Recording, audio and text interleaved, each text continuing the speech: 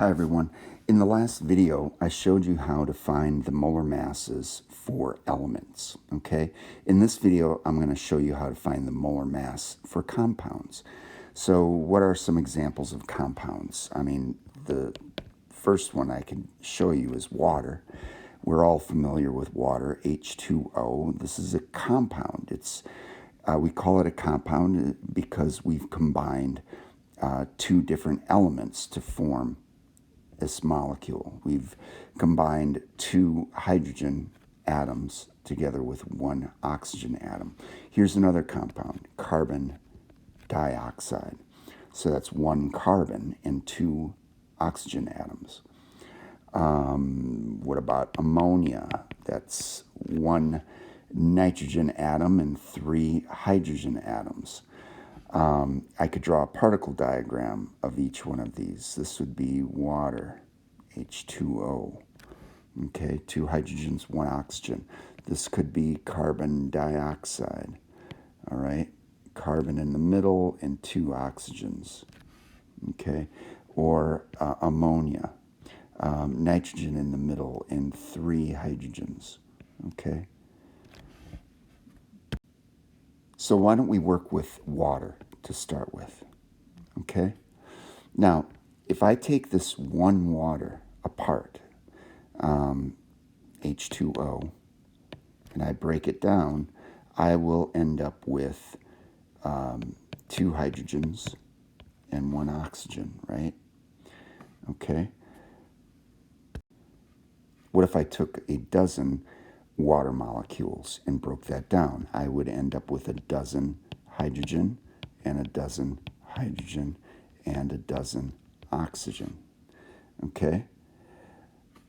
So far, I hope this all makes sense. Remember, we use this word dozen to mean 12. Well, what if I used a different word to mean a certain number?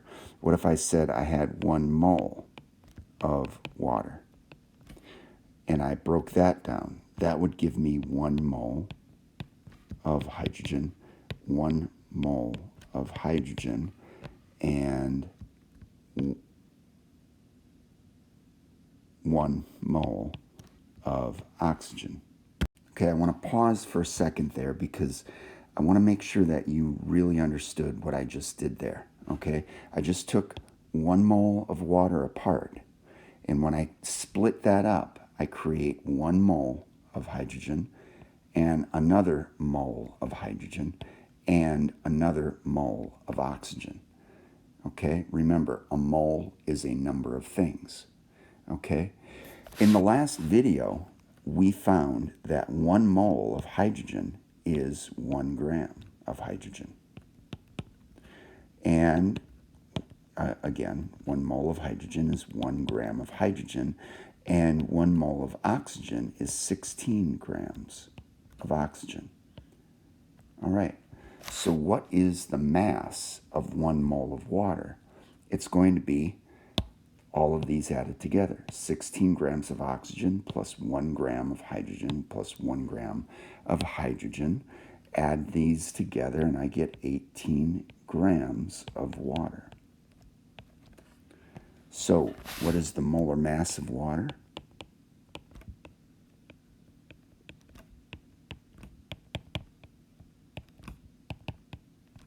It is 1 mole equals 18 grams. Now, another way of writing this is to say that's 18 grams per mole. For every 1 mole, I have 18 grams, or for every 18 grams, I have 1 mole. I most often will be writing grams per mole to show molar mass for any compound or any element, in fact. Okay? All right, just for the heck of it, why don't we try another one? So I showed you carbon dioxide before. So carbon dioxide, what is the molar mass?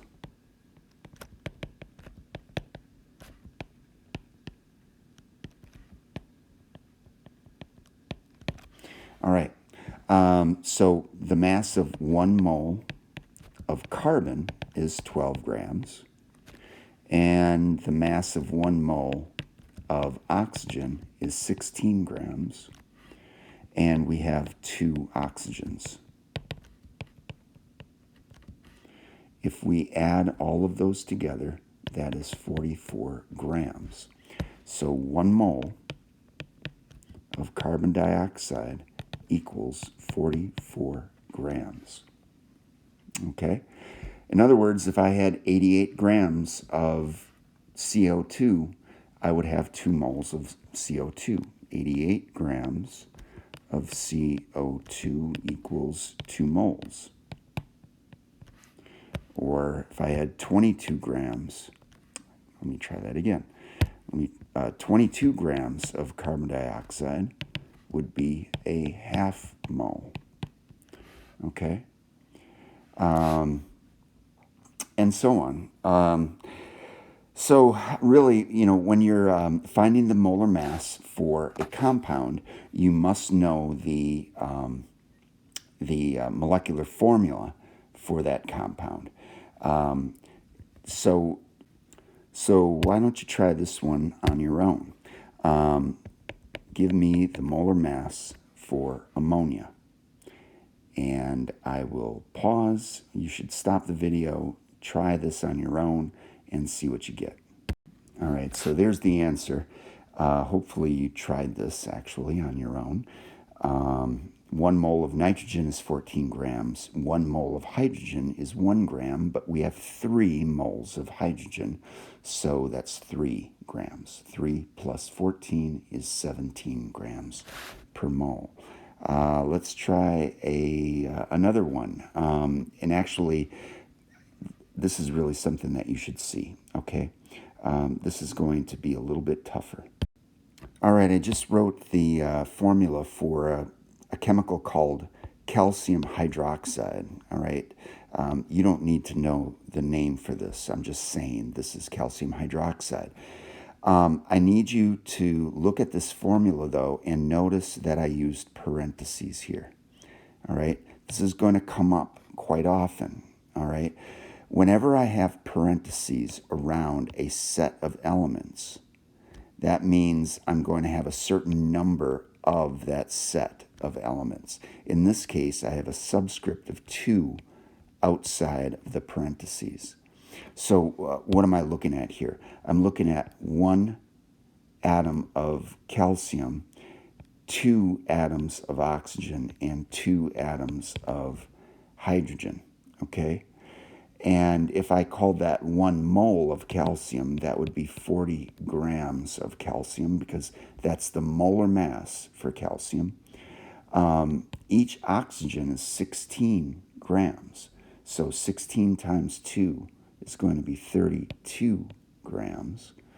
And each mole of hydrogen is 1 gram. So that's going to be 2 grams. If I add all of those together, I would have 74 grams per mole. Let's try another one, okay? Okay, now we're getting a little bit harder, okay? This is called iron 3 nitrate. You don't have to know the name, don't worry about that. But we're going to need the molar mass for this for this iron 3 nitrate, okay? So we need to go to the periodic table. Actually, first let's just sort out what we've got here. It's most important that we sort this out.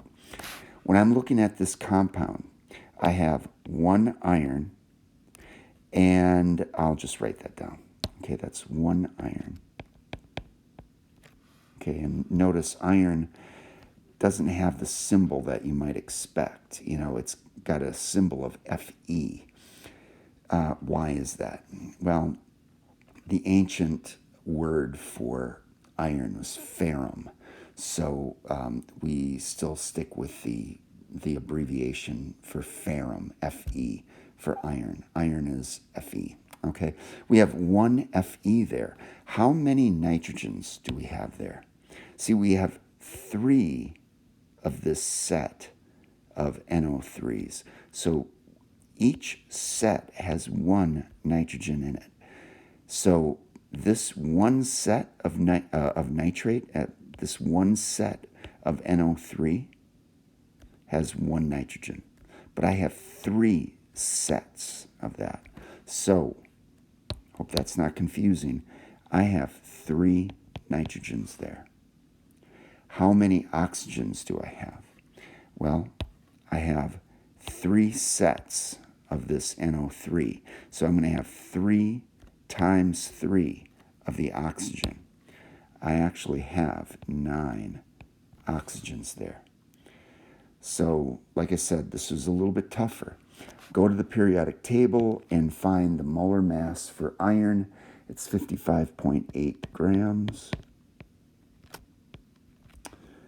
Now I have 3 nitrogens. That's going to be 3 times 14. 3 times 14 is 42 grams. And then oxygen, 16 times 9. That's 144 grams. All right, 55.8 plus 42 plus 144 equals.